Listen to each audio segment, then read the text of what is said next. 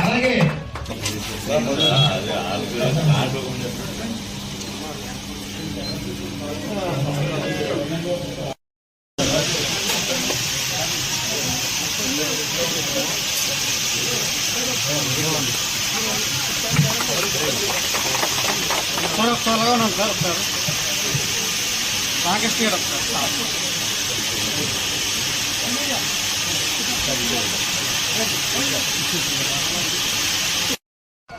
భీమవరం నుంచి దొంగపండి వరకు, భీమవరం నుంచి నాయుడిపాలెం వరకు, భీమవరం నుంచి దేయాలతెప్ప వరకు ఉన్న గ్రామాలు, అన్ని గ్రామాలకు కూడా నాణ్యమైన మంచినీళ్ళు ఇవ్వాల్సిన ఆవశ్యకత ఉంది.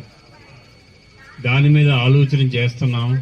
ఖచ్చితంగా రాగల రోజుల్లో నాణ్యమైన మంచినీళ్ళు ఇవ్వటానికి ప్రయత్నం చేస్తానని చెప్పి తెలియజేస్తున్నాం.